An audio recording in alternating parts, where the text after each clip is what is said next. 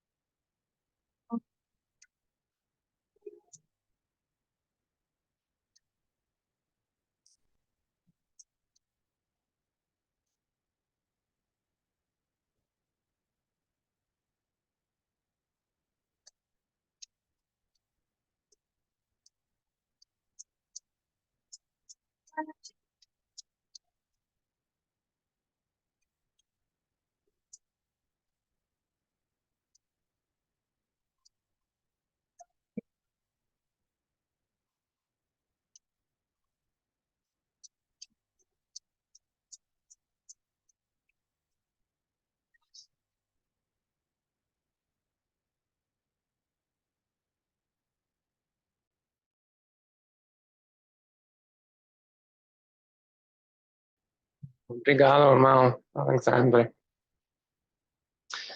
Temos uma excelente reunião preparada para nós.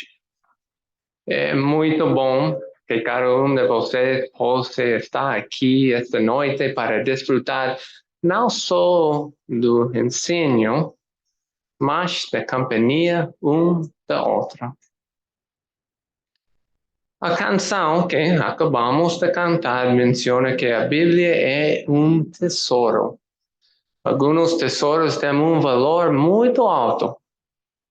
Outros tesouros têm um valor pouco menos. O valor de este tesouro da Bíblia está relacionado com a forma como vemos a Bíblia. Com isso em mente, vamos escutar a reunião. Vai ajudar-nos a aumentar o valor da Bíblia. Para começar, nós temos um discurso com o tema A Bíblia é um livro de factos reais. Amado Luís Mendes, por favor.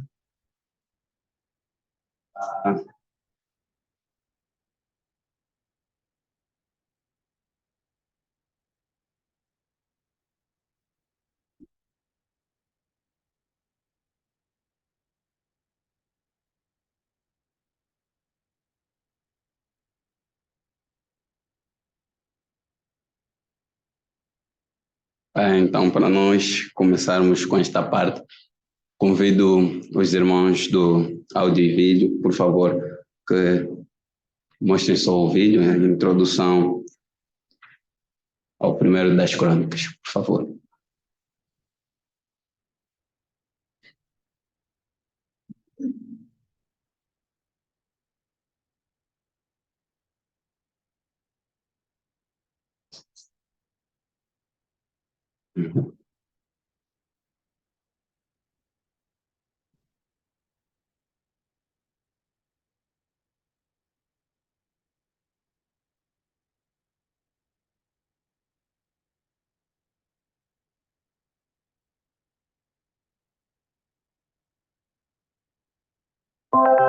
Introdução ao primeiro livro das Crônicas.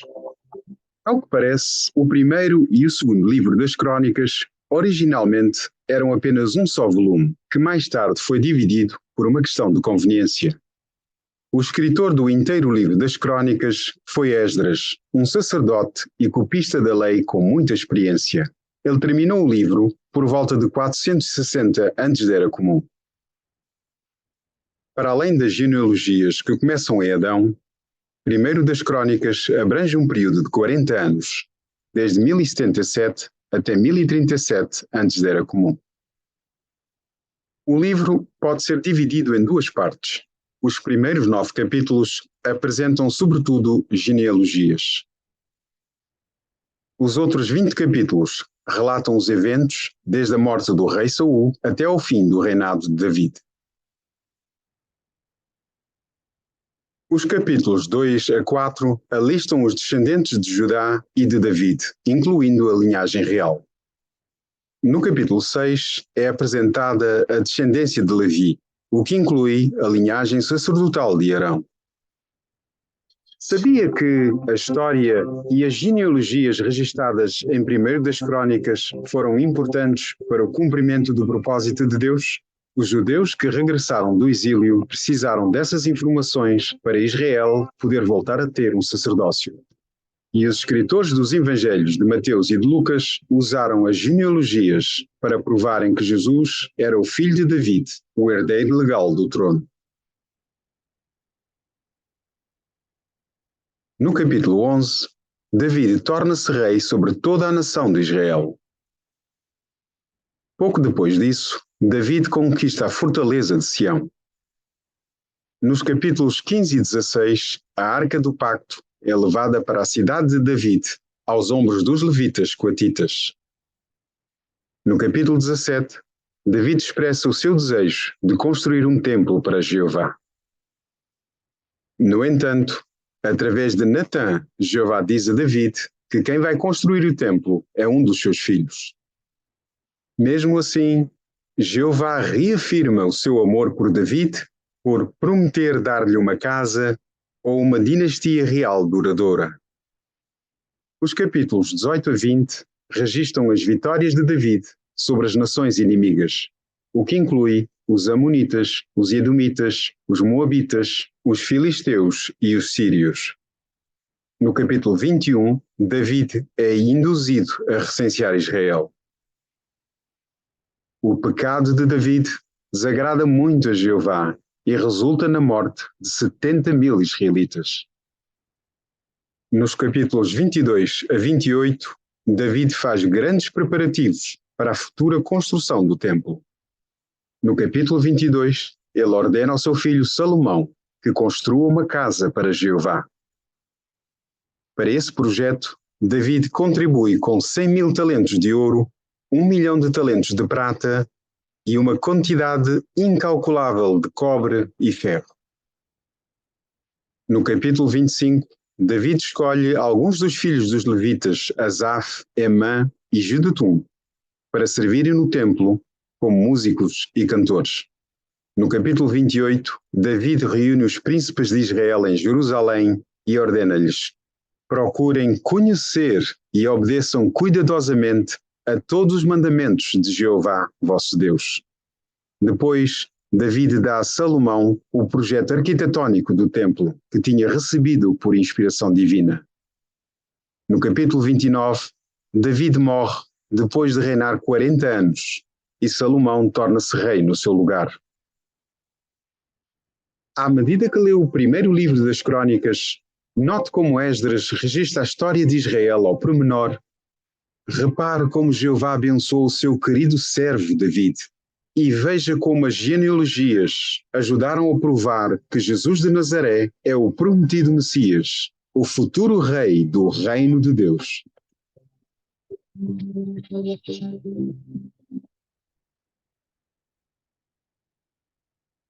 Obrigado, irmãos. Estamos a falar a Bíblia, um livro de fatos reais. O que é que mostra que a Bíblia é um livro de fatos reais? Temos muitas provas que mostram que a Bíblia é um livro de fatos reais. E quanto mais estudamos, mais certeza temos de que o seu escritor, ou seja, o seu autor, é Jeová. Mas vamos analisar apenas uma prova, a sua genealogia. O que é a genealogia? Em termos simples, estuda a origem, a evolução e a dispersão da família. E Jeová é o grande mantenedor, ou seja, é aquele que mantém os registros de criação, começos, nascimentos e descendência. Por isso, a sua palavra Bíblia contém um registro exato da genealogia que desempenharam um papel importante no seu propósito. Qual é? Convido os irmãos na assistência, por favor, a acompanharmos a leitura do primeiro das Crônicas, capítulos 1, versículos 1 e o 4. Este relato mostra duas personagens que realmente existiram e que foram de grande importância no propósito de Jeová. Por favor, vamos ver. Versículos 1. Adão, Sete, Enos. Versículos 4. Noé, Sem, Cã e Jafé. Quais são essas duas personagens? No versículo 1 vimos Adão e no versículo 4 vimos Noé. Sim, Adão e Noé foram pessoas reais e no Evangelho de Lucas, no capítulo 3, contém a genealogia de Jesus Cristo. E lá encontramos registrado Noé e Adão.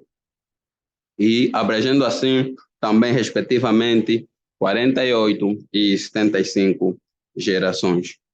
Mas o que podemos aprender com a genealogia da Bíblia?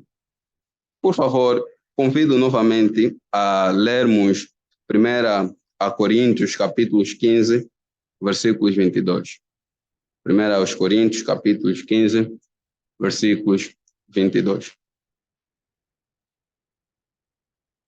Eu tenho e diz-nos o seguinte: porque, assim como todos morrem em Adão, assim também todos receberão vida em Cristo. Vamos sublinhar a parte, todos receberão vida em Cristo. Então, como é que nós recebemos vida em Cristo? De acordo com Mateus, capítulos 20, versículo 28, e João, capítulo 3, versículos 16, a resposta é por meio de resgate, ou seja, por Jesus morrer por nós. E 1 Timóteo, capítulo 2, versículo 6, descreve Jesus como resgate correspondente. Por que correspondente? Porque a vida perfeita que Jesus sacrificou para resgatar a humanidade obediente corresponde à vida perfeita que Adão perdeu quando pecou lá no Éden. Agora, talvez o irmão esteja a se perguntar, o que a genealogia tem a ver com o resgate? Bem, irmãos, é só nós pensarmos um pouco. Se Adão não tivesse existido, quem é que não deveria existir? Jesus. E se Jesus não deveria existir, o que é que não poderia acontecer? O resgate.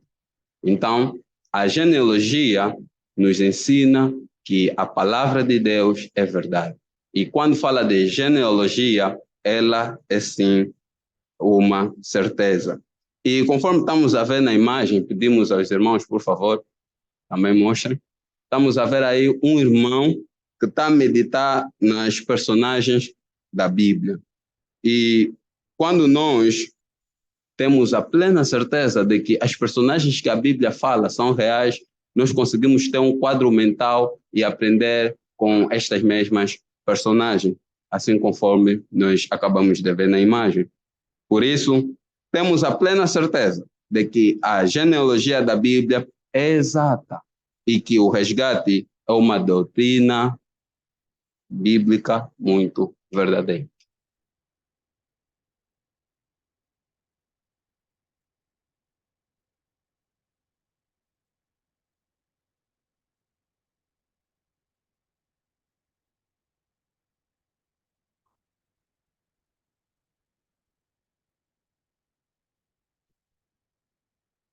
Obrigado, irmão Mendes. Muito bem. Como você ataca esse ponto, está muito bem. Nós podemos pensar claro. Agora nós temos as pérolas espirituais. Nossa leitura desta semana é Crônicas, não? 1 a 3. Pouco difícil. Agora nós temos o irmão Antônio Morongo para ajudar nós para a abertura destas pérolas.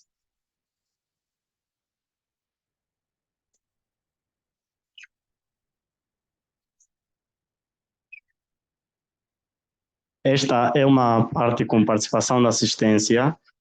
Então, convidamos a assistência, acompanhamos a leitura, ou seja, pedimos a um irmão para ler o livro de 1 Crônicas, capítulo número 3, versículo número 1 a versículo número 3. E, por favor, sintam-se à vontade para darem vossos comentários. Ok, vamos pedir aqui aqui em frente, por favor. Tenha bondade. Estes foram os filhos de David que nasceram em Hebrom. O primogênito foi Amon, e a sua mãe era Ainoã de Jezreel. O segundo foi Daniel, e a sua mãe era Abigail, a Carmelita. O terceiro foi Absalão, filho de Maacá, filha de Talmai, rei de Gesur. O quarto foi Adonias, filho de Agite. O quinto foi Cefatias, e a sua mãe era Abital. E o sexto foi Itrião, e a sua mãe era Eglá, esposa de David. Irmã Kinda, a pergunta é: por que às vezes nomes de mulheres são mencionados em registros genealógicos? Segundo a leitura dos irmãos. Irmão Constantino Coelho, por favor. Por favor, pode erguer a mão. Bem, isso acontece porque algumas mulheres são mencionadas por nome por um bom motivo. Por exemplo, estarem mencionadas na Bíblia porque é através dela que a sua semente, né, a semente prometida dos descendentes da mulher, viria por meio de Sara. Né? Isso resultou no nosso resgatador Jesus Cristo. E também por outros motivos, encontramos registro genealógico de muitos nomes de mulheres, e seus nomes estão ali, foram incluídos para transmitir uma herança no meio delas. Obrigado, irmão Constantino. Por favor, aqui em frente, a irmã Tilmar. Também esse facto ajuda-nos a entender os tratos posteriores de Jeová com os filhos dessas mulheres. Obrigado. Será que com esse exemplo podemos aprender alguma coisa sobre o nosso Deus? Por Jeová ter mencionado as mulheres na Bíblia, será que podemos aprender alguma coisa com relação ao nosso Deus? O que é que os irmãos dizem sobre isso? Irmão Alexandre, por favor. Isso mostra que, ao contrário do que muita gente pensa, as mulheres também jogam um papel muito importante e é reconhecido por Jeová no seu arranjo. Obrigado, irmão Alexandre. Alguém quer mais participar? Tenha a gentileza, por favor. Ok, obrigado. Agora, esta pergunta é de caráter pessoal. A pergunta é, na leitura da Bíblia desta semana, que pérola espiritual o irmão encontrou sobre Jeová, da pregação ou de outro assunto? Acho que os irmãos pesquisaram. A irmã Aurora, por favor.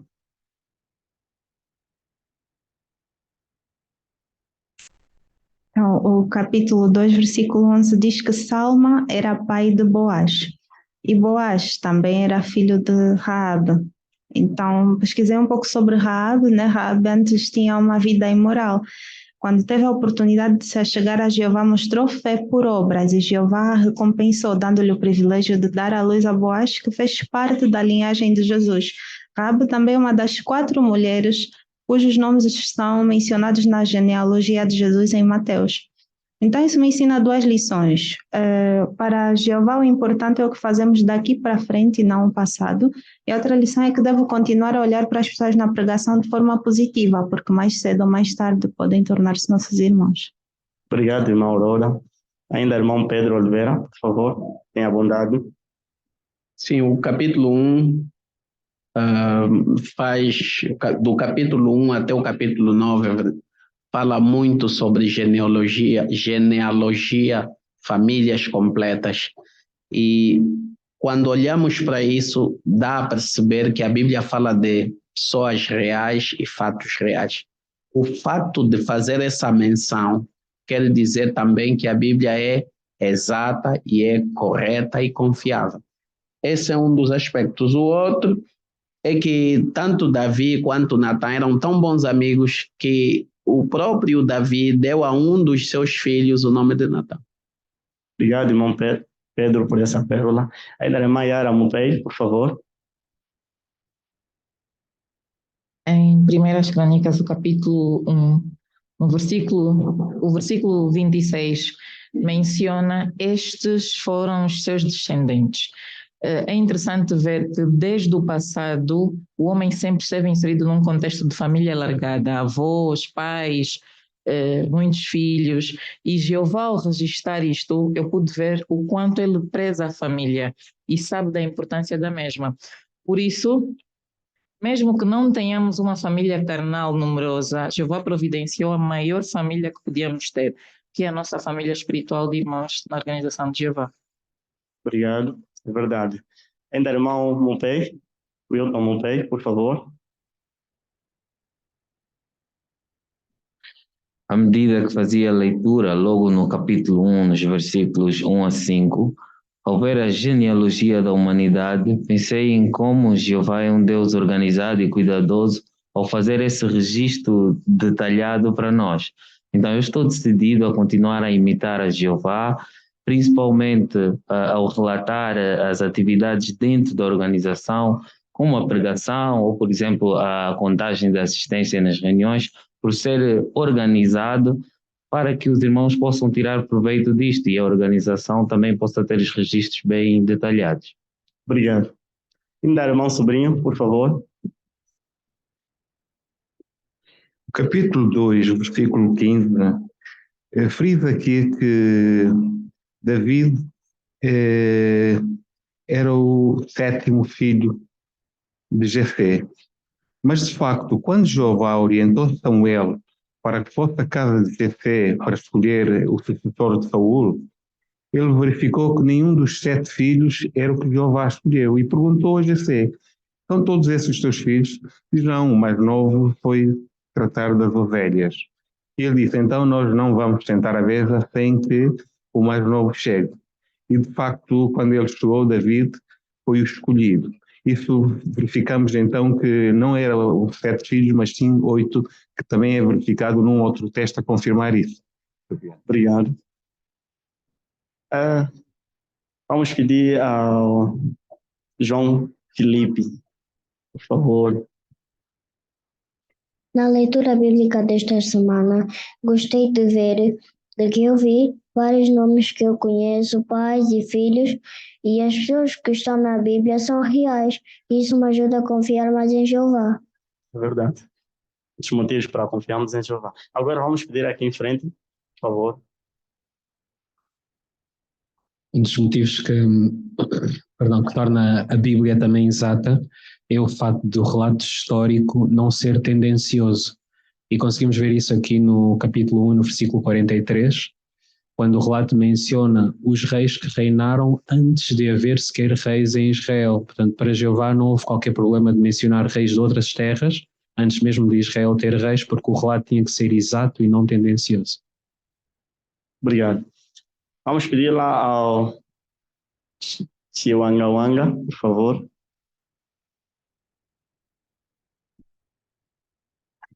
Houve muitas nações e essas nações, sem dúvida, com o tempo começaram a desaparecer, mas Jesus falou de uma nação, e diz, essa nação levantará contra o reino de Deus, e sem dúvida essa nação não se trata de guerras comuns, mas inteiras alianças de nações unidas uma contra a outra em guerra. Essas nações também atacariam o povo de Jeová. Então, sem dúvida, é uma prova de que estamos nos últimos dias de tempo, nos verificamos em como estamos em sentido espiritual. Obrigado. Tem mais alguns segundos, quem terá a oportunidade de aproveitar? Que a irmã... Por favor, chega só aqui em frente. Deixa eu ver. Pode levantar a mão. Sim, perdão por esquecer o nome. Primeira de Crônicas, capítulo 3, versículo 17, fala de Sealtiel, filho de Jeconias. E talvez a pergunta que surge é por que Lucas 3:27 faz referência a Sealtiel, filho de Jeconias, como sendo filho de Neri? Então, gostei de ver essa referência que mostra que Jeconias era o pai de Sealtiel. Neri, pelo visto, deu a sua filha Sealtiel como esposa. E Lucas se referiu ao genro de Neri como filho de Neri. Assim como fez no caso de José, quando foi chamado de filho de Eli e pai de Maria. Obrigado, irmã Eva. E a todos os irmãos que participaram, desejamos boa preparação.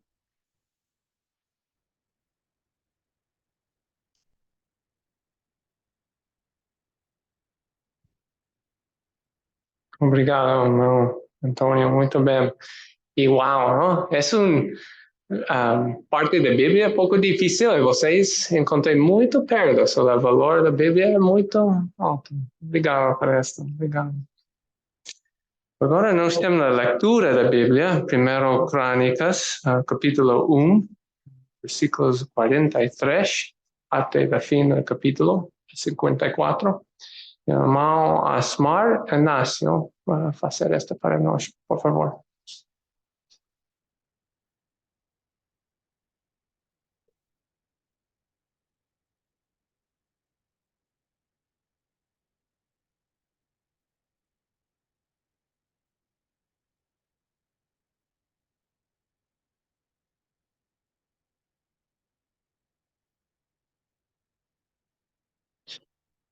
Os reis que reinaram na terra de Edom antes de haver qualquer rei sobre os israelitas foram os seguintes: Bela, filho de Beor.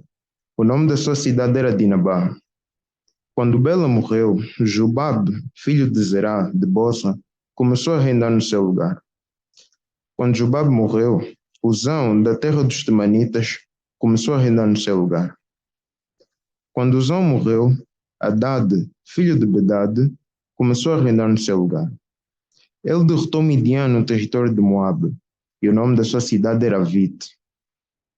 Quando Hadad morreu, Samlá de Masreca começou a reinar no seu lugar. Quando Samlá morreu, Saul de Reobote, que fica junto ao rio, começou a reinar no seu lugar. Quando Saul morreu, Baal-Hanã, filho de Acbor, começou a reinar no seu lugar. Quando Baal-Hanã morreu, Hadad começou a reinar no seu lugar. O nome da sua cidade era Paú, e o nome da sua esposa era Metabel, filha de Matred, que era filha de Mesaab.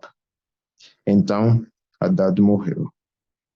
Os chefes tribais de Edom foram chefe Timna, chefe Alva, chefe Jetet, chefe Olibama, chefe Elá, chefe Pinom, chefe Kenaz, chefe Temã, chefe Mibzar, chefe Magdiel, chefe Irão. Estes foram os chefes de Edom.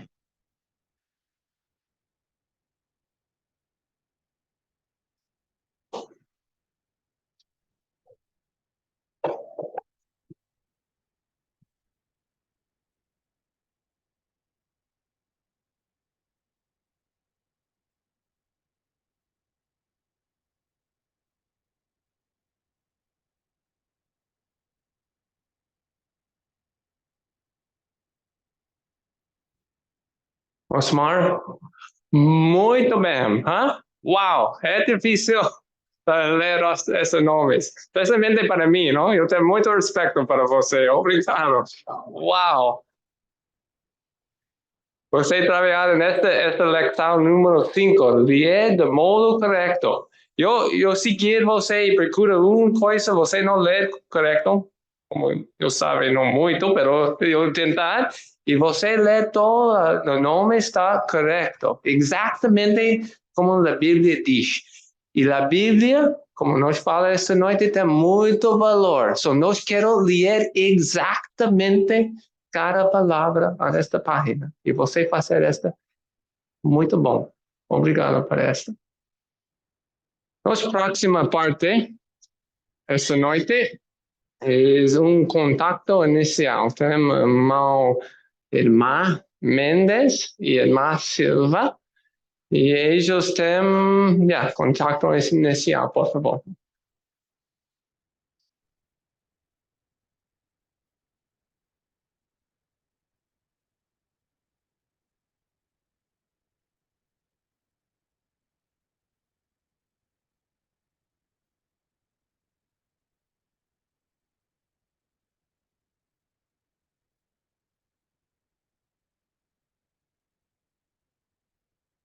Olá, prima Chiesa, como você tá? Tá tudo bem?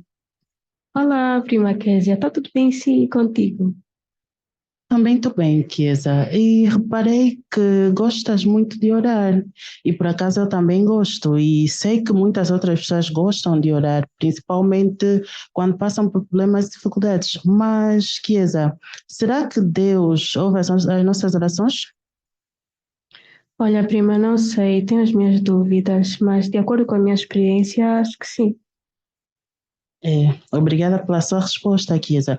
E olha que a Bíblia, a palavra de Deus, ajuda-nos também a ver se Deus realmente ouve ou não as nossas orações. Vamos só ver aqui no livro de Salmo 65, verso número 2. Veja só o que esse texto diz. Ó ouvinte de oração, a ti virão pessoas de todo tipo. Veja só, Chiesa, como é que esse texto chama a Deus? Esse texto chama Deus de ouvinte de oração. Exatamente, mas aqui também mostra se Deus só ouve a oração de algumas pessoas. Conseguiste ver? Também consegui ver que a ele iriam pessoas de todo tipo. É mesmo isso, Deus ouve orações de pessoas de diferentes raças e nacionalidades. Mas, Chiesa, já que Deus ouve as nossas orações, sobre que coisas é que nós podemos orar? Eu gostava que nós falássemos sobre essa pergunta na quinta-feira, assim que eu voltar para casa. Para mim está ótimo, pode ser.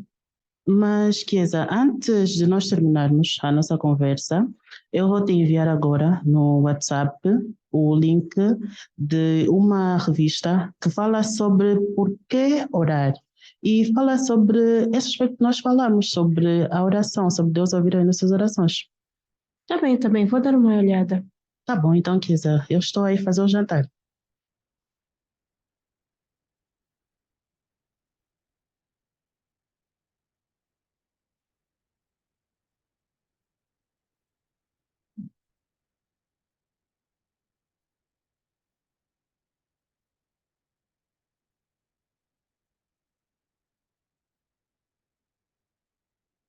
Obrigado, irmão Mendes, irmã Silva. Você faz isso muito bem. Do ponto você trabalhar pouco, introduz bem os textos bíblicos. E eu gosto quando você começa, você fala pouco para a pessoa, quero escutar a Bíblia. Eles quero escutar a Bíblia, diz Jeová, escuta a oração ou não. So você fazer isso muito bem. O livro diz neste tema, faça uma pergunta e mostrar como o texto responde a essa pergunta. Menciona problema e mostra como o texto ajuda a resolvê-lo. Ou fala de princípio e mostra como o texto ensina e aplicar este princípio. So, obrigado para demonstrar esta excelente. Agora nós temos a irmã Kewe, Raquel, e a irmã Eunice, e eles têm uma revisita. Por favor, irmãs. Oh, colega, já almoçamos tão cedo, veja só o tempo.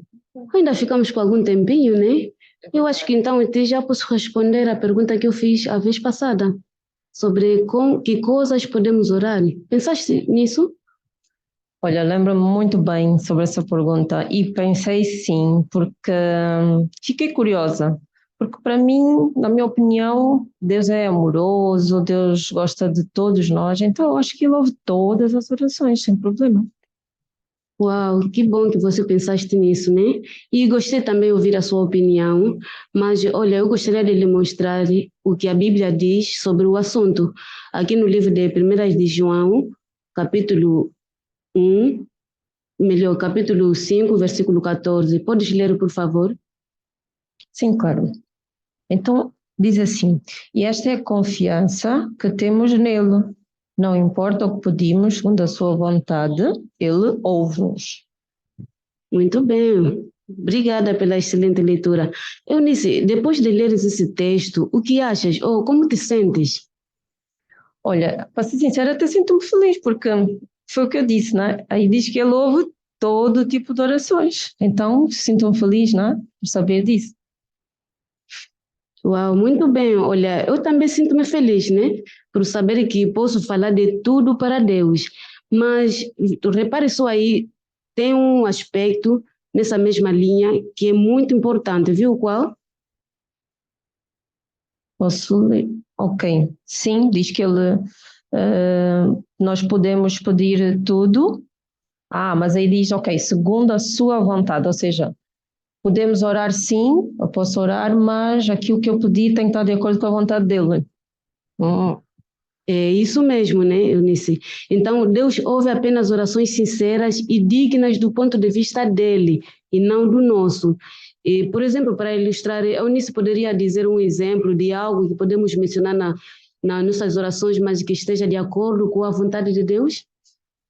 Bem, eu acho que Deus ia claramente ouvir uma oração. Imagina se eu pedir para Ele ajudar algum familiar ou um amigo que esteja a passar alguma necessidade, eu acho que Ele vai ouvir. É exatamente isso, né? Mas o contrário também pode se dar. Agora, imagine pedires a Deus para castigar alguém que lhe tratou mal. Acha que Deus ouviria esse tipo de oração? Claramente que não, porque estamos a pedir algo mal e Deus não é mau, Ele é amoroso, é bondoso e Ele gosta de nós, então não ia aceitar um pedido desses, claro. Com certeza, Eunice. Então, só para vermos que esse é um aspecto muito importante que precisamos ter em mente, né? Especialmente quando temos que pensar no que queremos dizer nas nossas orações. Tem que estar de acordo com a vontade de Deus. Ok, Eunice, também se me permitires, da próxima vez que conversarmos novamente, eu gostaria de responder uma outra pergunta, também muito importante, né? Como Deus responde às nossas orações? E, olha, colega, também tem um link aqui que eu gostaria de enviar para si, de uma publicação bem interessante também. Seja feliz para sempre. Então, na quinta-feira, na hora do almoço mesmo, depois de eu responder essa pergunta, então, eu poderia lhe explicar como tirar proveito dessa publicação. Recebeu o link? Sim, já tenho aqui. Olha, obrigada. Eu vou explorar um bocadinho, né? E claramente que eu quero saber a resposta a essa outra pergunta. O tema está interessante. Só que acho que também já estamos quase a chegar às 13 horas, temos que voltar. Mas amanhã falamos com certeza. Com certeza, então falamos amanhã.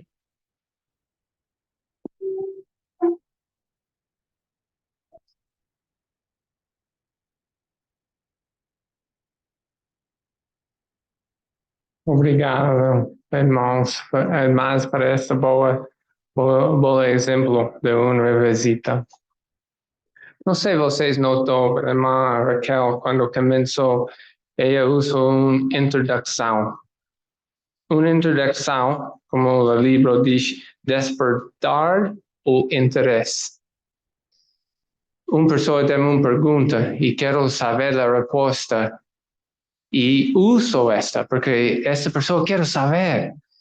E essas, em uma introdução, eles querem escutar todo vocês mensagem, não? Então, é um bom exemplo como fazer esta, Raquel. Precisamos muito esta é um bom exemplo para nós. Agora nós temos um estudo bíblico com a irmã Anabela e a irmã Kinga Sebastião. E essas, em capítulo 7, ponto 7, Lexão 8.7, seja feliz para sempre. Então, Kinga, vamos passar aqui ao ponto 7 e este ponto vai nos ajudar a ver como é que uma boa comunicação com Jeová nos ajuda a fortalecer a nossa amizade com Ele. E este ponto vai destacar 2 aspectos que estão envolvidos numa boa comunicação. Gostaria de mencionar? Falar com Jeová e ouvir o que Ele diz. Isso mesmo. E então, sobre este primeiro aspecto, falar com Jeová, eu gostava de pedir para ler o Salmo 86:6. Bem, aqui diz: ouve a minha oração a Jeová e presta atenção às minhas súplicas por ajuda. Isso mesmo. Então agora a pergunta, como é que nós podemos conversar com Jeová? Acho que por meio da oração. Isso mesmo. E que tipo de orações é que tu achas que nós temos que fazer a Jeová para termos assim uma amizade íntima com Ele? Nós devemos falar de uma forma mais sincera com Ele e do fundo do nosso coração. Isso. Quer dizer que os nossos sentimentos estão envolvidos. Nós precisamos de aprender a expressar os nossos sentimentos a Jeová em oração. Olha, e diz-me uma coisa, que coisas é que tu gostas assim de falar com Jeová em oração? Gosto de falar sobre os meus desafios, preocupações, também gosto de agradecer às coisas que Jeová me dá e orar pela minha família. Que bom, de facto nós podemos falar com Jeová sobre tantas coisas. Agora, quando tu falas assim com Jeová de uma forma muito íntima, como é que tu achas, qual é o efeito que isso tem sobre a tua amizade com Jeová? Bem, o meu amor por Ele aumenta e consigo confiar cada vez mais nele.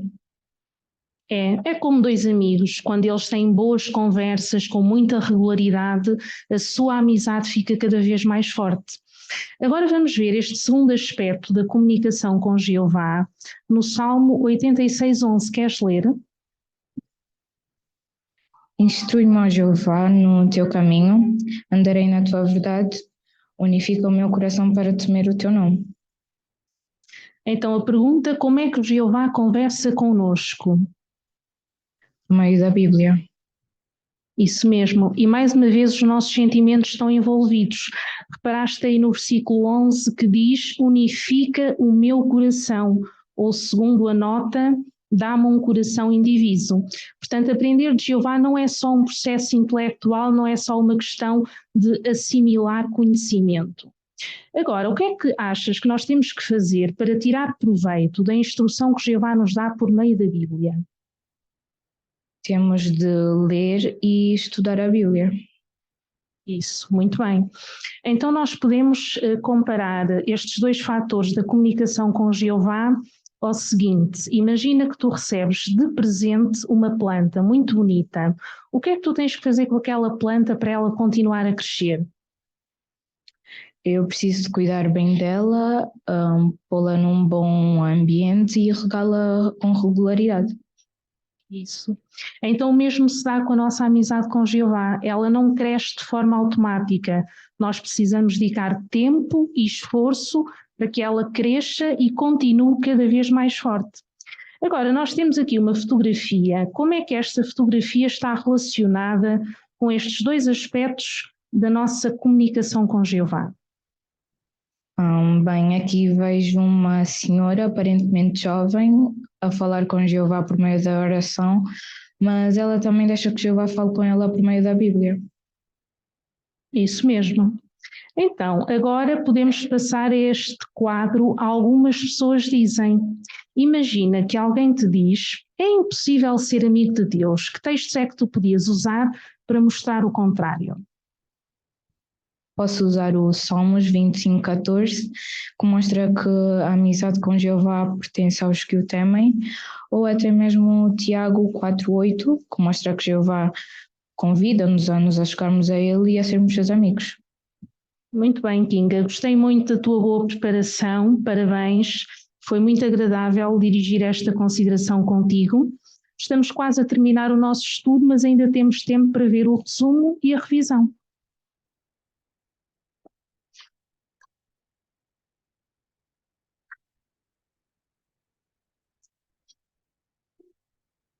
Obrigada, mas muito bem. Todos vocês fazem muito bem nesse discurso. Ponto, a irmã Ana Bela faz muito bem, é o uso de ilustrações. Uso 2, não? Como eu entendi, a planta, como cuida uma planta, é como nossa relação com Jeová, e também uso esta foto no livro para explicar como nós fala com Jeová e ele fala conosco o uso da Bíblia. Foi excelente, é ponto de ilustrações muito simples, mas uso para ensinar ponto grave, muito importante, não? Obrigado para esta, mas todos vocês, excelente trabalho nesta parte da reunião. Agora, nós passamos da próxima parte, viver como cristãos. E para fazer esta, vamos cantar Cântico 98 juntos.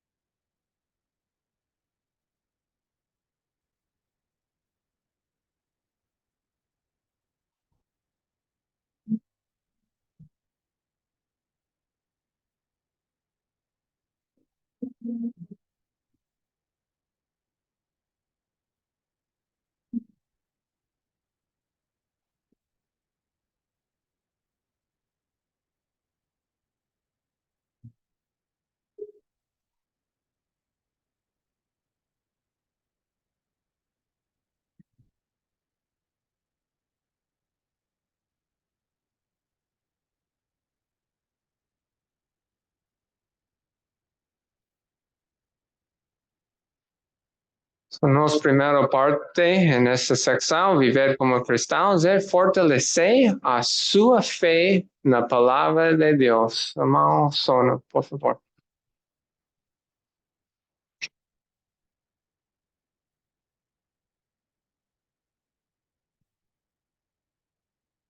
Todos nós concordamos que temos fé na Bíblia. Todos nós concordamos que estamos aqui, muitos de nós, porque, de alguma forma, a Bíblia moldou-nos, mudou nossas vidas e cá estamos. E quando olhamos para o que éramos ontem e o que somos hoje, com certeza, comprovamos que realmente a palavra de Deus é viva, como diz Hebreus 4:12. Tem força. Muitos de nós, não só nossa vida individual, mas quer familiar, quer até mesmo aspectos seculares, de alguma maneira aplicando o que a Bíblia diz, realmente isso ajudou-nos.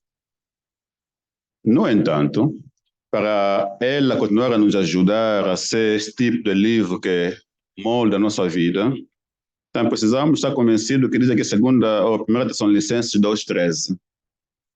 Primeiro, aos Tessalonicenses 2,13, apresenta aqui uma verdade muito importante. 1 Tessalonicenses 2,13 lemos, de fato. É por isso que também agradecemos a Deus incessantemente, porque quando receberam a palavra de Deus, que ouviram de nós, aceitaram-na não como a palavra de homens, mas pelo que ela realmente. Ela é o que então realmente a palavra de Deus, que também atua em vocês crentes. Então, todos nós, e muitas pessoas quando são perguntadas, mas o que é a Bíblia? A Bíblia é a palavra de Deus. É a palavra de Deus. Muito bem, a resposta é correta. No entanto, será que lá no íntimo, ela está mesmo convencida de que é mesmo a palavra de Deus? Será que nós estamos mesmo convencidos de que a Bíblia é mesmo a palavra de Deus? Estamos convencidos disso mesmo? Então, como podemos fortalecer essa confiança na Bíblia? Então, aqui apresenta duas maneiras para fazer isso. Né? Uma, ler a Bíblia todos os dias. É por isso que somos exortados praticamente a ler a Bíblia todos os dias. E talvez a pergunta seja essa. Estamos fazendo isso? Não podemos aumentar o gosto por uma coisa que fazemos periodicamente. Há coisas que nós gostamos hoje, que no passado odiávamos. Depois você tem em termos de alimento, nunca comia isso, mas agora hoje é uma comida minha preferida. O que aconteceu? Foi um processo de prova, não gostei, prova não, prova e hoje é top. Então, é igual da Bíblia também. Aí quando vai falar, ler a Bíblia, essa é uma leitura enfadonha, cansativa. Só quando olha aquela Bíblia, Gênesis, não é interessante. Quando começamos a ler uma primeira das crônicas, aqueles nomes, tal, aquela relação, começamos a ganhar gosto. A Bíblia é bom, tem muitas coisas boas. O que aconteceu? Foi tentar ler. Muitos de nós, às vezes, lemos Gênesis até quase Salmo, paramos. Já não consegui acabar, desistir. Ok, é normal. Tenta de novo. Depois, chegando no provérbio, dizer, ok, já passou um pouco. Tenta de novo. Até Isaías, vai tentando. Quando menos esperar, chegasse no Apocalipse. Lê só ela durante um ano. E quando se torna um hábito, é que muitos fazem hoje. Esse mês de janeiro, dia 1, começar de novo. Até fim de dezembro, acabou. Janeiro começa de novo. Fica um hábito. Fica tão fácil, tão bom, tão agradável. Não é todos podemos fazer isso. E assim vamos aumentar o nosso amor, a nossa fé na palavra de Deus. Também outro aspecto importante para aumentar nosso amor, nosso gosto pela Bíblia, é, como diz aqui nesse primeiro aspecto, é ver como é que, aplicando os conselhos da Bíblia, beneficia. Porque muitas coisas nós lemos que a Bíblia é bom, ler a Bíblia é proveitoso, mas se nós não vermos a prática na minha vida, quase que fica muito no genérico, no geral. Mas quando aplicamos um conselho e vemos que deu certo para mim, para minha família, já olhamos com outros olhos, como se diz. Na Bíblia, afinal, os conselhos são práticos. Apliquei isso e deu certo. Não pensava, vou tentar não aplicar mais esse. Deu certo e lá vamos aplicando a palavra de Deus. Segundo ponto, para aumentarmos nosso amor pela Bíblia, é, como diz aqui, fazer um projeto de estudo. Nas pérolas, falamos desses nomes, né? E muitos irmãos comentaram muito bem, fizeram excelente pesquisa. Muito obrigado, pesados irmãos. Aqueles nomes, qual é a relação, esse nome com aquele nome, depois, afinal, vemos, a Bíblia é mesmo real. Está um projeto de estudo. Aquela genealogia que nós vemos ali, para chegarmos até Adão, aqueles pastores, é filho de, filho de, filho de, filho de. Então, muitas vezes, quando pode ser um projeto. Aí, quando vemos, não, esse não é filho dele, foi bisavô, foi avô. Como você está dizendo que é filho aqui? Vamos cavar. Vamos ver que não, ok, é mesmo avô, mas nesse meio, Não se mencionou o filho, o pai dele real. Naquele tempo, o neto ou o avô podia se chamar de pai. Tá? Esses estão prazer na palavra de Deus. E nós, irmãos, temos muitas ajudas. Temos índice, temos guia de pesquisa.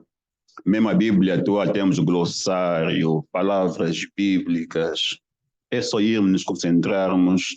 Nessa Bíblia tem muitos apêndices, que quando são explorados pelos irmãos, realmente vai fortalecer a nossa fé na palavra de Deus. Vamos ver um vídeo agora. Vamos ver então outros factos que mostram que a Bíblia realmente é a palavra de Deus. Depois vamos falar um pouco sobre 3 pontos aqui. Nossa atenção às telas.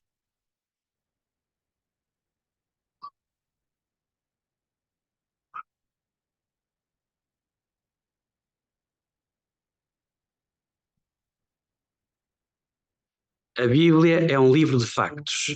Fala sobre pessoas reais, acontecimentos reais e lugares reais. A arqueologia confirma a existência de 53 pessoas mencionadas nas escrituras hebraicas.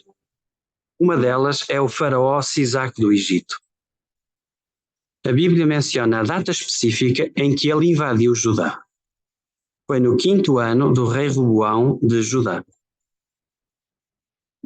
Durante muitos anos, o único registro dessa invasão era o que estava na Bíblia. Mas depois foi descoberto um relevo na parede de um templo em Karnak, no Egito, que mostra Sisaque e prisioneiros. Também contém nomes de cidades conquistadas aos israelitas, muitas delas mencionadas na Bíblia. Lá também menciona o campo de Abraão. Essa é a referência egípcia mais antiga ao patriarca bíblico Abraão.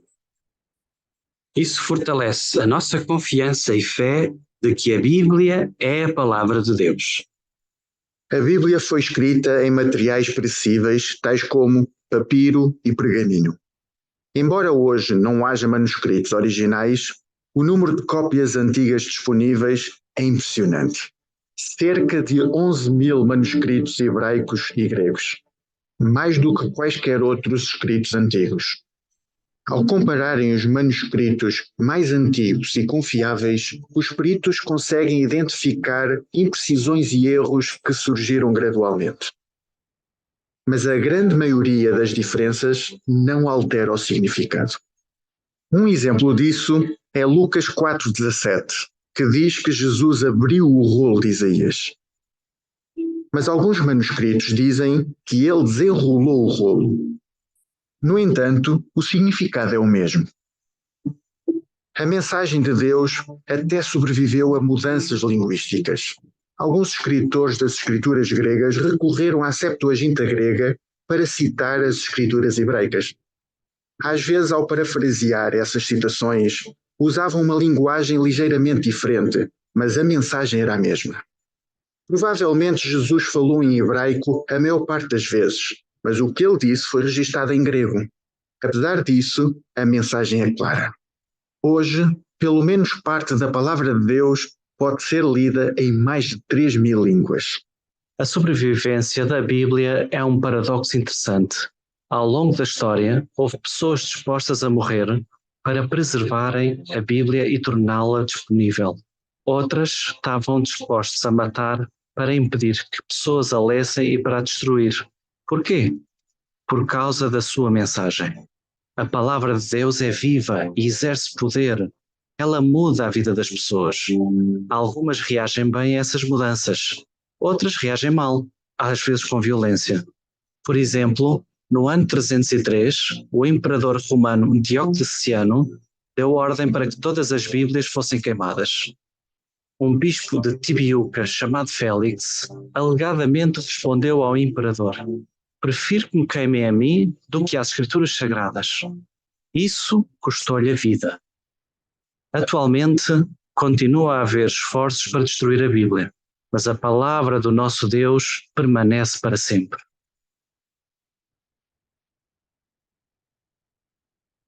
Muito bem. Então temos aqui 3 questões para conversarmos. Como é que a descoberta de uma parede num templo em Karnak, no Egito, confirma que a palavra de Deus é verdadeira? Como? Irmã Eunice.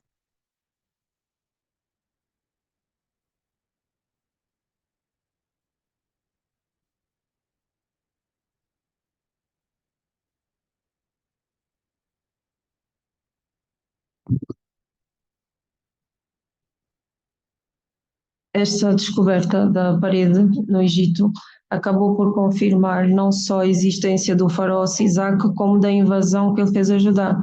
E esta invasão só estava mencionada até então na Bíblia. Então foi confirmada a veracidade da Bíblia com esta descoberta. Isso. Ainda lá atrás, irmã João Silva, obrigado, irmã Eunice.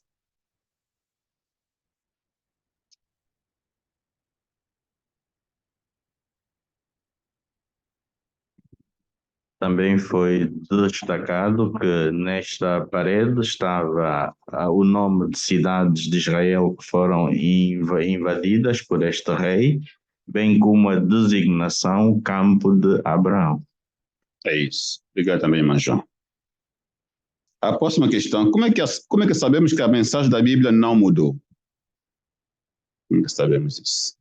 A irmã Eva, por favor.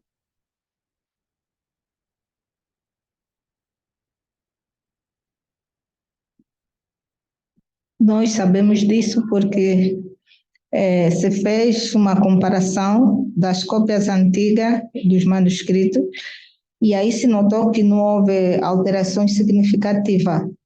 O exemplo disso é o de Lucas 4,17, onde aí diz que Jesus abriu o rolo, ao passo que Isaías diz que Jesus desenrolou o rolo.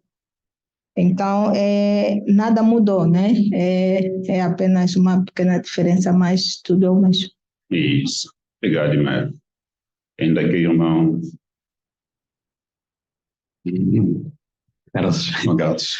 E o impressionante nessa comparação é o número de manuscritos que existem para fazer essa comparação, porque se fossem poucos poderia ficar a dúvida, mas havendo 11.000 atualmente, foram que já deixaram de existir, os peritos conseguem fazer essa comparação e reparar que aquilo que foi alterado não só não muda o texto, muda apenas coisas insignificantes para o entendimento, como dá para perceber qual é o valor real da Bíblia. É mesmo. Muito bom, obrigado. Vamos ler Isaías 48. Isaías 40, versículo 8. Irmão Mauro.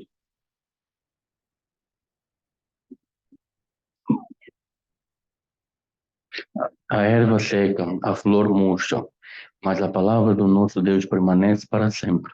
Obrigado. Na sua opinião, não está muito pessoal, como é que o fato de a Bíblia ter sobrevivido até os nossos dias prova que ela é a palavra de Deus? Irmão César, na sua opinião, podemos dizer isso?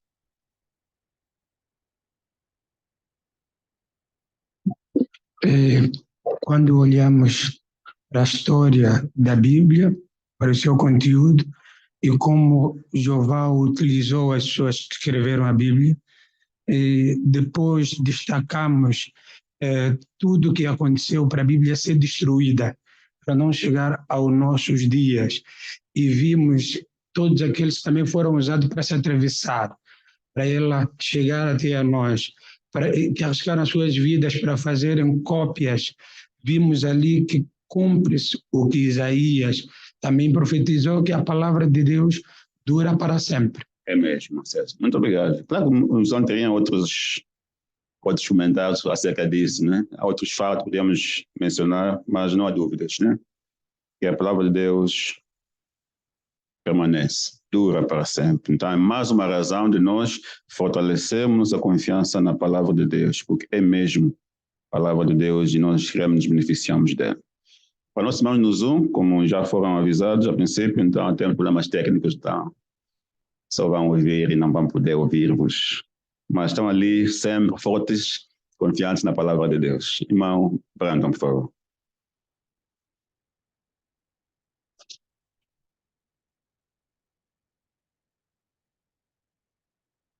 Obrigado, irmão Sona. Excelente vídeo, excelente comentários. Obrigado, irmãos. Agora nós, na última parte, discurso desta reunião, é o estudo bíblico. E irmão Elisa, fala com neste tema, por favor, irmão Elisa.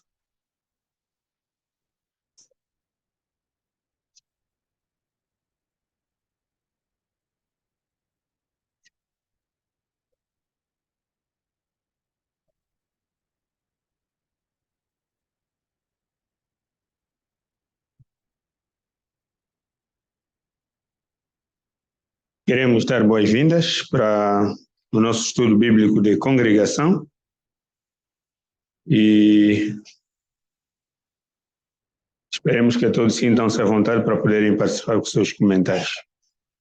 Vamos pedir ao irmão Mupei para a leitura do parágrafo introdutório e o parágrafo 1, faz favor.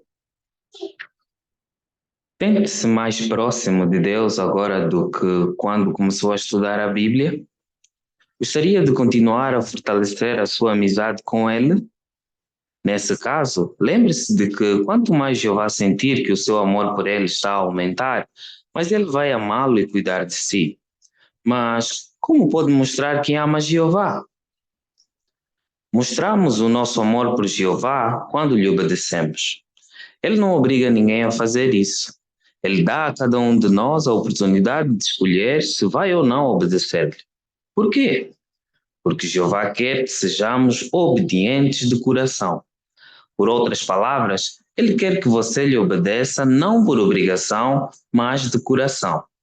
As partes 3 e 4 deste livro vão ajudá-lo a mostrar o seu amor por Jeová, por fazer as coisas que lhe agradam e por não fazer as coisas que ele odeia. Muito bem, vamos antes ler 1 João capítulo 5, versículo 3. A irmã Bel.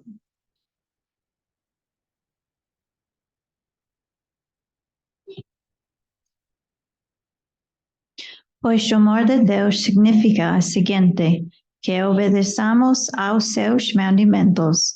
Contudo, os seus mandamentos não são pesados. Muito obrigado, apreciamos a sua leitura. Como podemos mostrar que amamos a Jeová? Aí, a Sharon.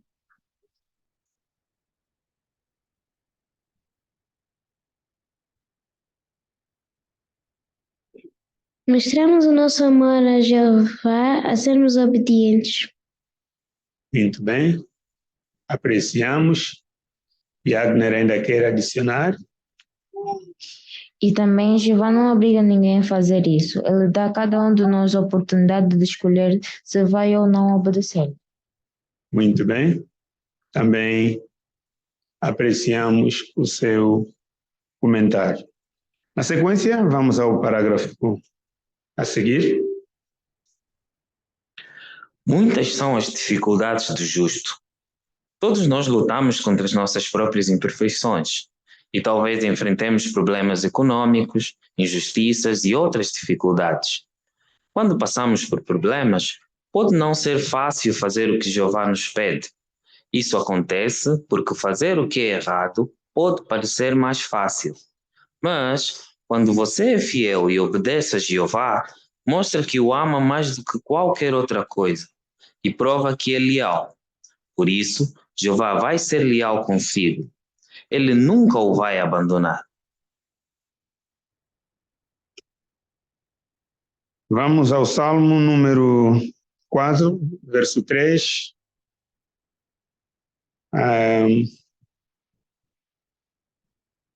Aí a Almeida, mantenha a mão, faz favor, para ser vista.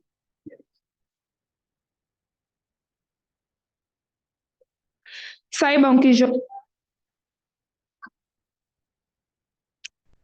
que Jeová tratará de modo especial aquele que lhe é leal. Jeová vai ouvir-me quando eu o chamar. Também apreciamos a sua leitura, Almeida. E a pergunta: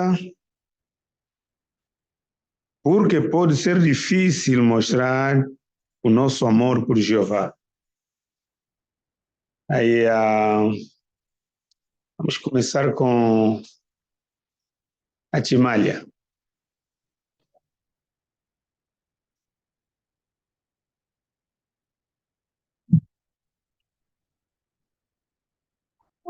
Todos nós lutamos contra as nossas próprias imperfeições. Muito bem. Apreciamos o seu comentário. Vamos ao irmão Constantino. Pode ser difícil mostrar amor por Jeová porque podemos enfrentar vários problemas e os problemas podem vir de todos os lados e pode parecer que fazer o que é errado é mais fácil. Então ali é onde entra o nosso amor. Se nós amamos a Jeová, com certeza vamos nos esforçar em agradar a Jeová e mostrar amor por Ele, por fazer aquilo que Ele espera de nós como cristãos. Muito bem, também apreciamos. O irmão César diz que ainda tem algo a adicionar.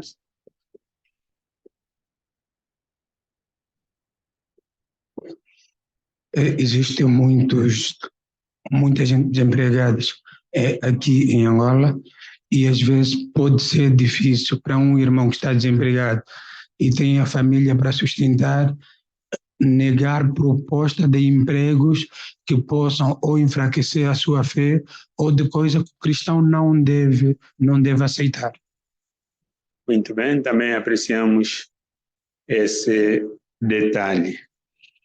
Na sequência, ali na parte do Aprenda Mais, vamos à leitura de Jó, capítulo 1, versículo 1, e depois vamos ao versículo 6. O irmão Oliveira.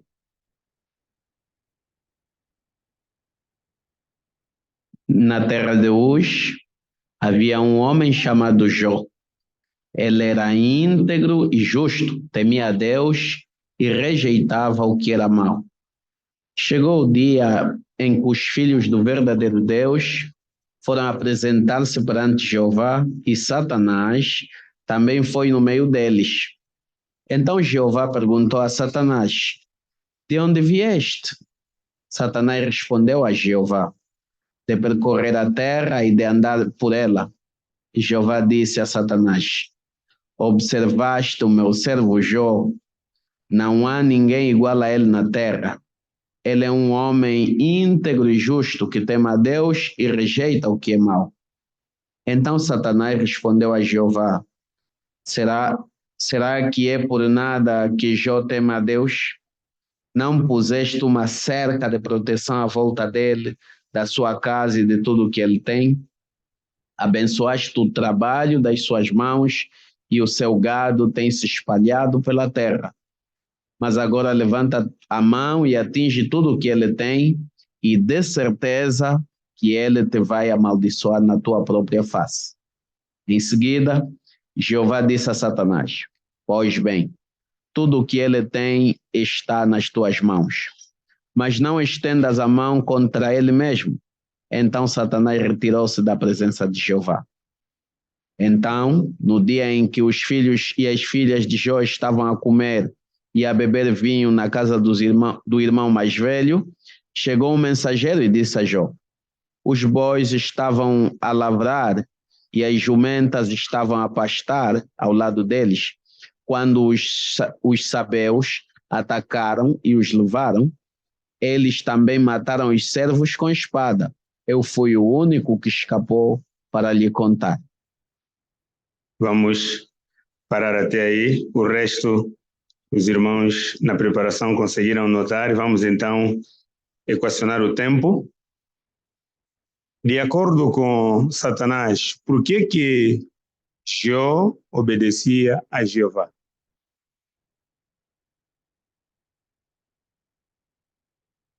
A irmã... Recorda-me só o nome. Aí...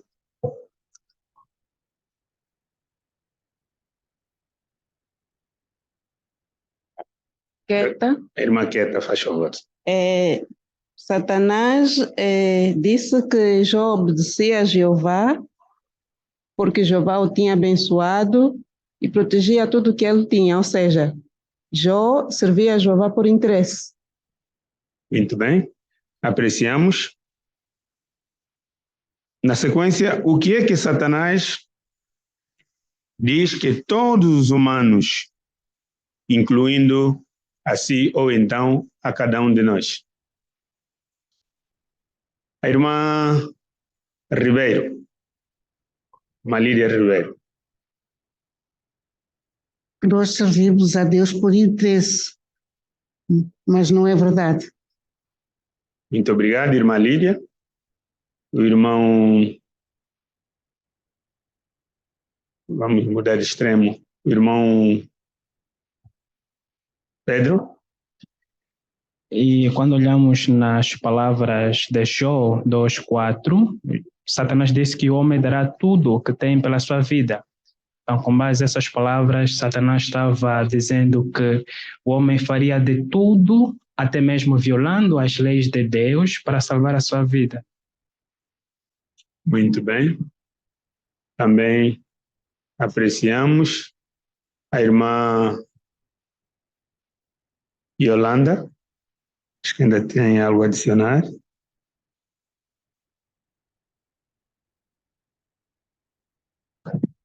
Portanto, o texto também ajudou-me a ver que Satanás ele tinha um plano não apenas de causar dificuldades a Jó, mas a todo o homem da face da terra. Quando ele disse o homem, então é para toda a humanidade. Muito bem, também apreciamos esse detalhe. Leamos Jó 27:5, a linha B. A irmã Diamantina está já aí próximo.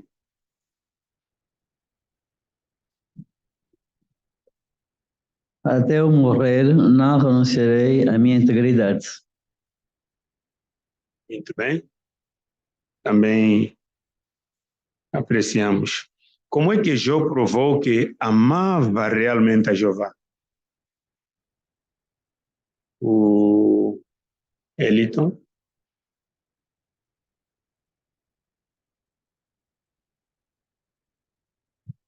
Ele provou que amava realmente a Jeová por se manter íntegro e não desobedecer a nenhum padrão de Deus. Muito bem. Temos aí o recurso visual que a gente pode fazer uma boa exploração quando tivermos a dirigir estudo bíblico. Não sei se é possível a equipe técnica projetarem esse recurso visual. Então está aí, conseguimos notar ali o que alguém quer descrever. O irmão Sono.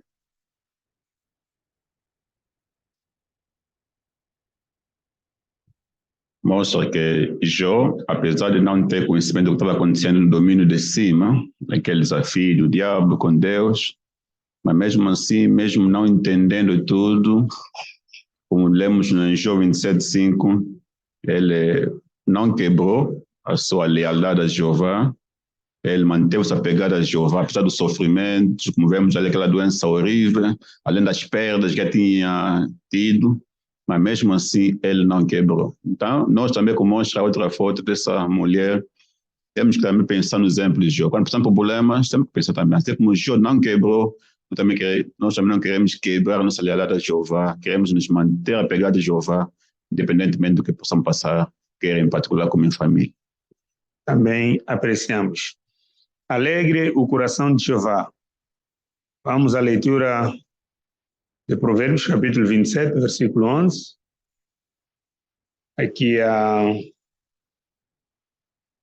nossa irmã que nos visita, dá prioridade à visita.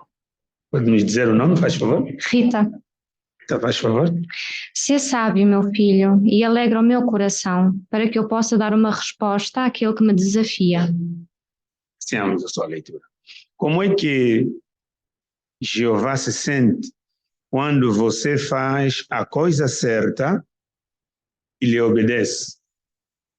E por quê? O Stelvio, vamos começar com o Stelvio.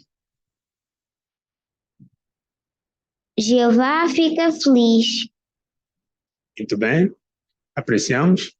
O irmão Cardoso. A felicidade de Jeová tem uma razão que envolve uma das grandes perguntas da humanidade. O homem pode ser leal a Jeová não, sem tirar daí algum benefício? Então, quando nós mostramos a nossa lealdade e integridade perante Jeová, isso provoca uma tremenda alegria ao nosso Senhor Jeová. Também apreciamos o irmão. Faz favor. Sim, aqui nós vemos que Satanás já desafiou Jeová, né? Para Satanás, todos nós somos interesseiros. Nós somos capazes de fazer tudo para sobreviver. Então, aqui vê-se que quando em momentos difíceis, mesmo em momentos de grande tribulação, nós permanecemos íntegros como Jó, isto alegra Jeová, porque automaticamente também dá resposta a Satanás que ele é um mentiroso, não Jeová. Muito bem. Portanto, cada um de nós pode ser leal, assim como Jó foi. Vamos assistir ao vídeo de 5 minutos e depois conversarmos mais um pouquinho.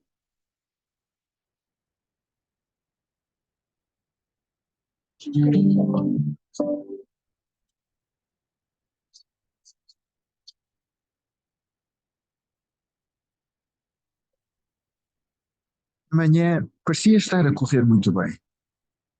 Aliás, o meu ano estava a correr muito bem, desde que me tinha batizado. A minha família estava mais unida do que nunca. Fiz bons amigos na congregação e até consegui começar a estudar a Bíblia com o Senhor. Senti-me bem por estar a libertar-me dos meus medos e a dar o meu melhor a Jeová.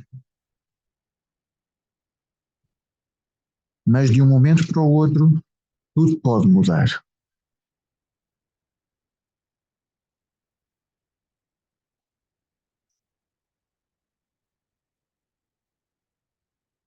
Desculpa lá, olha uma coisa. Eu acho que vi o Jorge este fim de semana e pareceu-me que ele é uma daquelas pessoas que anda por aí a falar da Bíblia. Estás a dizer que ele é testemunha de Jeová? Deixa-me perguntar. Então, Jorge? Tudo bem, Rui? No sábado de manhã, eras tu que estavas na avenida? Sim, era eu. Eu sou testemunha de Jeová. E ao fim de semana costumo falar com as pessoas sobre... Desculpa lá, eu não vos entendo. Vocês andam por aí a bater às portas por causa da vossa religião, mas não são capazes de fazer nada pelo país. Se calhar, já estava na hora de fazerem alguma coisa pelo bem da comunidade, não?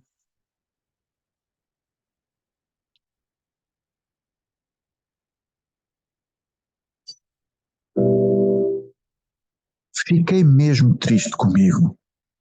Afinal, ainda não me tinha livrado dos meus medos como eu pensava. Naquela mesma noite, na nossa adoração em família, falámos sobre os nossos irmãos que estão presos por adorarem a Jeová.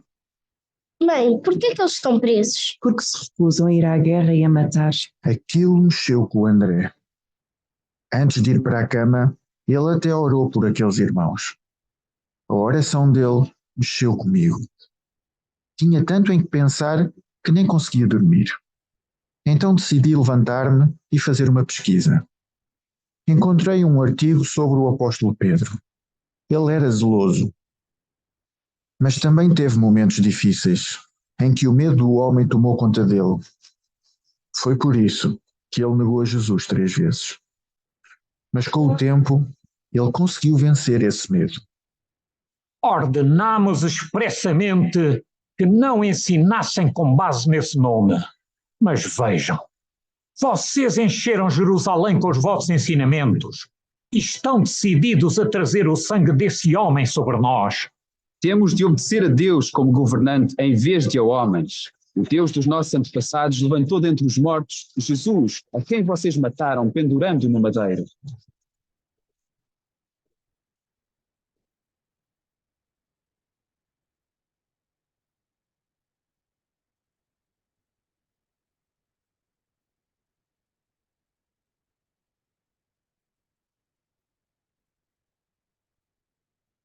Sempre prontos para fazer uma defesa perante todo aquele que vos exigir uma razão para a vossa esperança.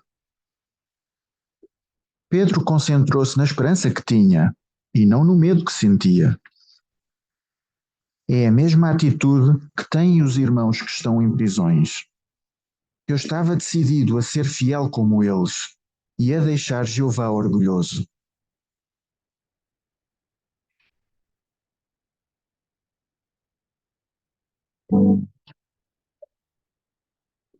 Na manhã seguinte, acordei a pensar no apóstolo Pedro e nos nossos irmãos que estão presos por adorarem a Jeová.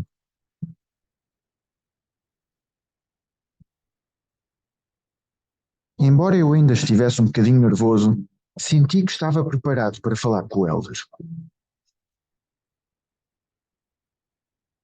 Bom dia, tudo bem? Peço desculpa, mas ontem não me expliquei. Mas se tiverem um minuto, gostava de falar convosco. Eu não quero saber. Desculpa, Jorge. E foi o fim do assunto.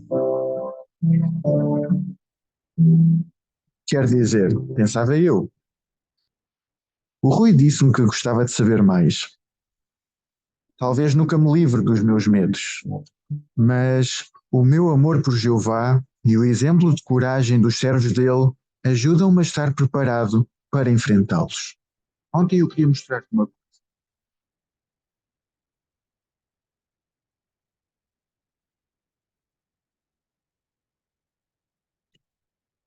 Pois bem, quando pensa no que já aprendeu, quais são algumas das coisas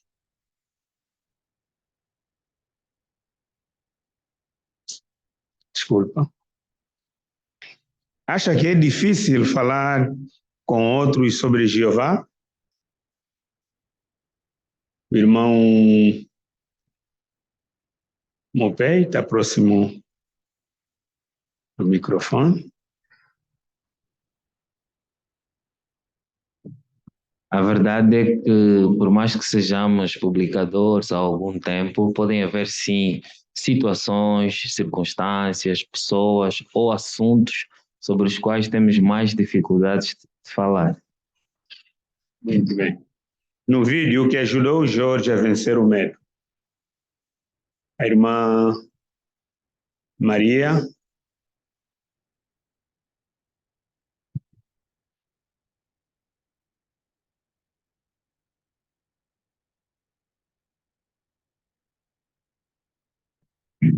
Então, o amor por Jeová e o exemplo de coragem dos servos de Jeová, assim como o apóstolo Pedro e irmãos que estão presos por servirem a Jeová, serviram de exemplo para o irmão estar decidido a continuar a fazer a vontade de Deus.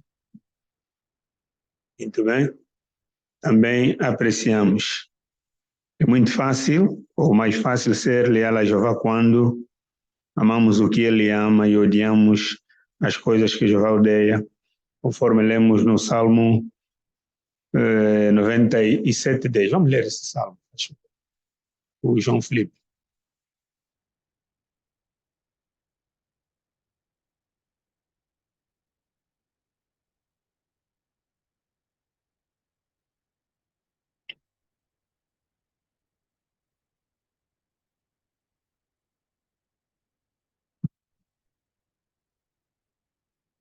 Vocês, os que amam a Jeová, odeiem o que é mau.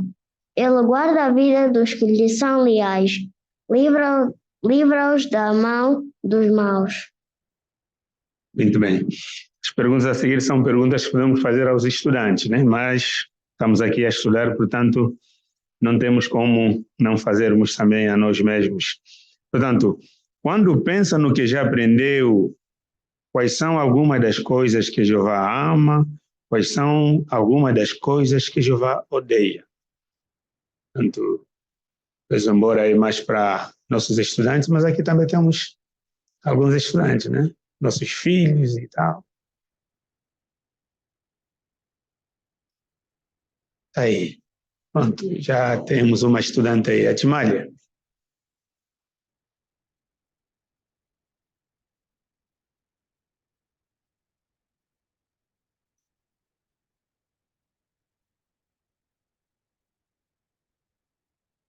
Jeová Jeová adora a verdade e não gosta da mentira. Muito bem.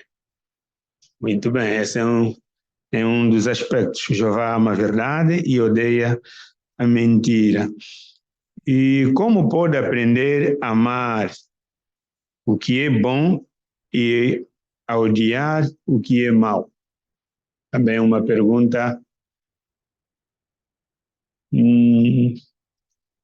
Bom, duas irmãs podem, as duas mãos adultas podem ainda manter. Vamos ainda ouvir ali uma das estudantes também, a Sara.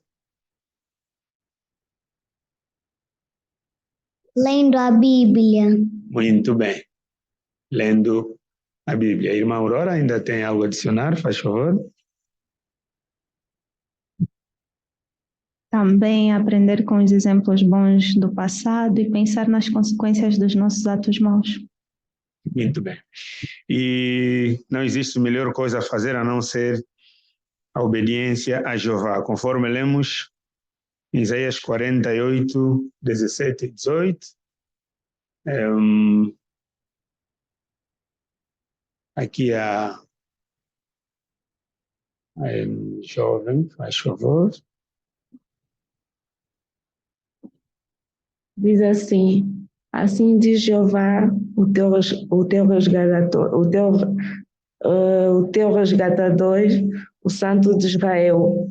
Eu, Jeová, sou teu Deus, aquele que te ensina o que é melhor para ti, aquele que te guia no caminho em que tu deves andar. Como seria bom se prestasse atenção aos meus mandamentos. Então, a tua paz seria como um rio e a tua justiça como as ondas do mar. Muito obrigado pela leitura. Acha que podemos confiar que Jeová sabe sempre o que é melhor para nós? E o porquê? A irmã Kézia. Sim, porque, como o texto mesmo diz, Jeová nos faz andar no caminho certo e Ele, melhor do que nós mesmos, sabe qual o caminho certo para seguirmos. Muito bem. Depois podemos lá perguntar ao estudante como é que as coisas que ele já aprendeu até aqui, coisas que já aprendeu da Bíblia, como é que já aprendeu da Bíblia e de Jeová o ajudaram até agora. Depois vamos ouvir as suas expressões no seu íntimo. Algumas pessoas dizem: Deus não quer saber das coisas que eu faço ou que deixo de fazer. Que texto da Bíblia usaria para mostrar que as nossas ações podem deixar Jeová feliz ou triste? Irmão José Ribeiro. Um bom texto é o Provérbio 27:11, que podemos usar para nós e também para ajudar os nossos estudantes a perceberem isso. Muito bem. Resumindo, você pode mostrar que ama Jeová quando lhe obedece e ele é leal, apesar dos desafios. Temos aqui 3 perguntas para revisão. O que aprendeu do exemplo de Jó? Aí, o nosso jovem Inácio, se me recordasse o primeiro nome, vais fazer bem também. Joshua, faz favor. Aprendi que temos de obedecer a Jeová, não importa o que acontecer, se as coisas estão boas ou más. Muito obrigado, Joshua. Como pode provar que ama Jeová? Irmão, olha, irmão Balanca vai me perdoar, tem um jovem aí atrás, aí na família Vuns. Por obedecer a sua santa palavra. Muito bem, apreciamos o seu comentário. Por último, o que é que o vai ajudar a ser leal a Jeová? Irmão Balanca, antes que a mão caia. O amor profundo a Jeová e também a Bíblia, né? Exemplos do passado vão me ajudar a continuar íntegro, ter um coração obediente, sempre a Jeová. Muito obrigado e obrigado a todos, desde já. Boa preparação para o próximo estudo bíblico de congregação.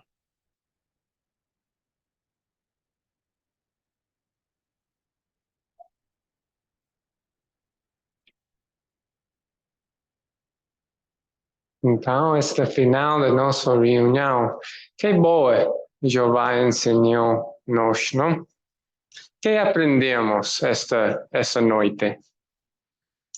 Talvez muitas coisas para alguns. Temos mais confiança de que a Bíblia consiste em fatos reais. Lembrando que a Bíblia é poderosa e poder discernir pensamentos e intenções. E por isso estamos muito interessados em continuar a ler a Bíblia diariamente, para estudar a Bíblia e ensinar às outras o que a Bíblia diz. E que bom este estudo da Bíblia, da final, como podemos mostrar o nosso amor para Jeová. Nós todos queremos seguir a demonstrar este amor. E nós podemos fazer isto para seguir a ler a Bíblia, estudar a Bíblia como nós estudamos esta noite. So, excelente. Obrigado para toda a participação nesta reunião esta noite. Nós temos uma carta, precisa ler, so nós invita o irmão Sona para ler uma pequena carta antes de nós fazer a canção.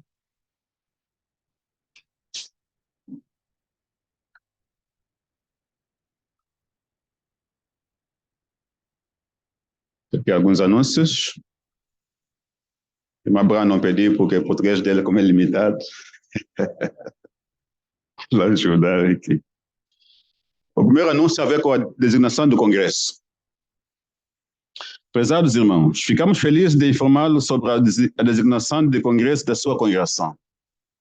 O tema do Congresso de 2023 é Seja Paciente.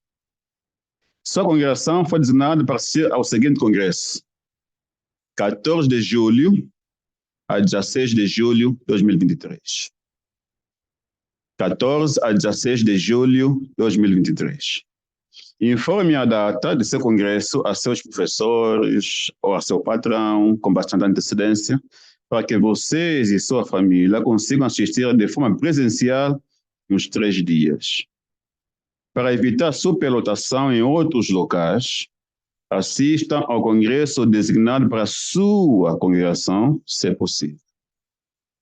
Mais tarde, vocês vão receber uma lista de estabelecimento para seu congresso. O local que vai ser, depois seremos informados. Não façam nenhuma reserva de hotel até receber mais instruções. O secretário de cada congregação vai supervisionar os assuntos relacionados ao congresso. Os publicadores de grupos ou pré-grupos são incentivados a assistir ao congresso no idioma do grupo ou pré-grupo, se possível, mesmo que a data caia no mesmo fim de semana do congresso da congregação responsável. Se a data cair num fim de semana diferente, alguns publicadores podem assistir aos 2 congressos, mas eles não devem se sentir na obrigação de fazer isso. Nossos congressos anuais nos dão uma excelente oportunidade de ser instruídos por Jeová e ter a ótima companhia dos nossos irmãos. Jeová, com certeza, vai abençoar todo o seu esforço de estar presente. Seus irmãos, Associação das Testemunhas de Jeová. O outro anúncio. Ajuste nos requisitos de horas dos pioneiros e dos missionários de campo. Conforme anunciado, mencionado no vídeo Atualização do Corpo Governante número 1, 2023, dito que a maioria de nós assistimos, o Corpo Governante decidiu ajustar os requisitos de horas dos pioneiros e dos missionários de campo. Os seguintes ajustes entrarão em vigor a 1 de março de 2023. Primeiro, os pioneiros regulares terão um requisito anual de 600 horas, o que representará uma média de 50 horas por mês. Os pioneiros auxiliares terão um requisito mensal de 30 horas. Nos meses de março e abril, no mês da visita do suplente de circuito, os publicadores poderão optar por serem pioneiros auxiliares com o requisito mensal de 15 horas. Os pioneiros especiais de missionários de campo terão um requisito mensal de 100 horas. As irmãs que servem como pioneiras especiais ou missionárias de campo, que têm 40 anos de idade ou mais, terão um requisito mensal de 90 horas. Esperamos que a redução nos requisitos de horas ajude estes servos tão trabalhadores a continuarem na sua designação, apesar dos crescentes desafios destes últimos dias. Além disso, estamos confiantes de que estes ajustes farão ou abrirão um caminho para que mais publicadores aumentem o seu ministério. Se ainda não assistiram ao vídeo de atualização do Corpo Governante número 1, 2023, encorajamos a todos a fazerem isso assim que é possível. E, finalmente,